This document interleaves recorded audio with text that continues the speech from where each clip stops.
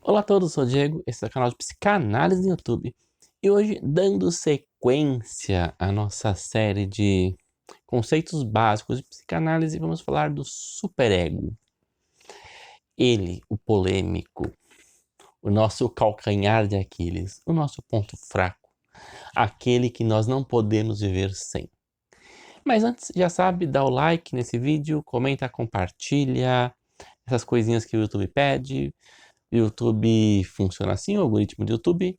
Quanto maior o engajamento, mais o YouTube entende que o vídeo é relevante e mais ele vai mandando para todo mundo. Se você já é inscrito, se desinscreve, inscreve de novo. Se você não for inscrito, se inscreve. E se você quer ser analisado por Moá, ou você quer passar por esse processo de autoconhecimento, pelo processo psicanalítico, quer fazer uma terapia, quer ser analisado, psicanalizado, entre em contato nas minhas redes sociais, no privado, estão todas listadas aqui embaixo. Ou se é um profissional da área da saúde mental, do psiquismo, quer passar por supervisão em psicanálise, também entre em contato nas minhas redes sociais aqui embaixo. Gosta do meu conteúdo? Pense em comprar meu livro, primeiro link na descrição. E vamos lá, o superego. No vídeo anterior, onde eu falei do id e do ego, ou do isso e do eu, se vocês preferirem, eu disse que deixei o superego por um vídeo à parte, porque ele é mais complexo que as duas instâncias anteriores. E é verdade. O Freud, lá no Mal-Estar na Civilização, ele vai se referir ao superego como o conceito que nós criamos, o nosso conceito, a estrutura que nós desenvolvemos. Falando nós da psicanálise, então, é um conceito puramente psicanalítico. Inconsciente foi falado por outras pessoas. Antes do Freud, o conceito de pulsão em alemão Trieb, ele aparece em vários conceitos, desejo, enfim, mas o superego, ele é 100% freudiano. E indo além, mais próximo ao final da sua vida, o Freud diz que o superego é o nosso inimigo. Conceito que levou Lacan a formular a psicanálise como curar a pessoa daquilo que ela mais precisa para se viver. E tudo isso diz respeito ao superego. E que raios é esse superego, né? Eu gosto de pegar a tradução para o português de superego porque nos ajuda a entender. Ao invés de superego, pega supereu, tá? E aí transforma um pouquinho, ideal do eu. E aí o conceito fica mais fácil de se compreender. É um eu ideal. Podemos até usar o termo desejo livremente, tá? Livremente, para dizer que é o eu que se deseja. Mas se deseja por quem? A primeira coisa que você vai dizer é pela sociedade, pela cultura. Não está errado, mas não está certo. O supereu se deseja. O eu se deseja. Eu já falei nessa playlist sobre o eu, sobre a identidade em psicanálise, como que o mundo é uma representação do desejo. Então podemos dizer que o ideal do eu também é uma representação do desejo.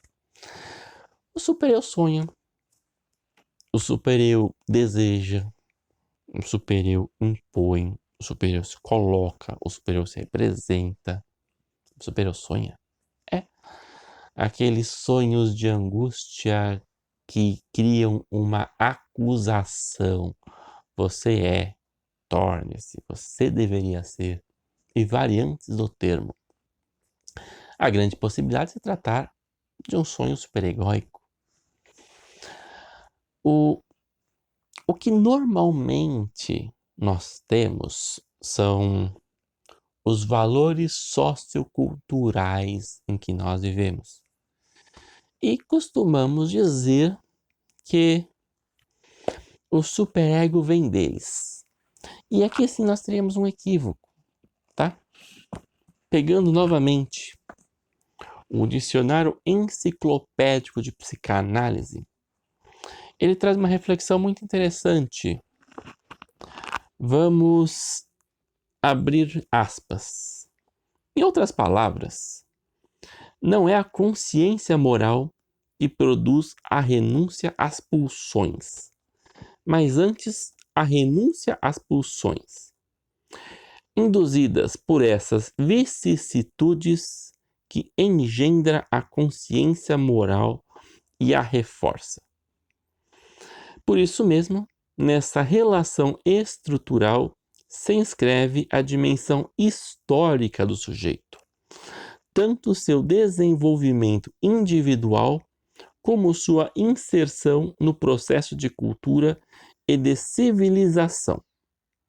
O supereu, tal como Freud o compreende em sua reflexão incessante ao longo de quase 30 anos, desde Sobre o Narcisismo, uma introdução, e Totem e Tabu, até o Mal-Estar na Cultura, e Moisés, o Monoteísmo, integra nessas perspectivas as diversas instâncias da psique.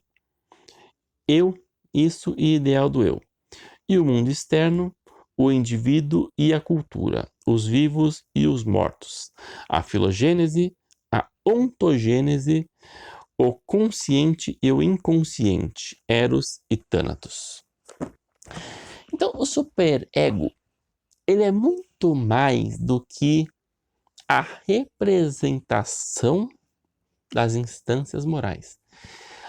É como se ele fosse a representação de um tudo, e de um tudo do qual eu estou inserido. Eu sou e eu não sou.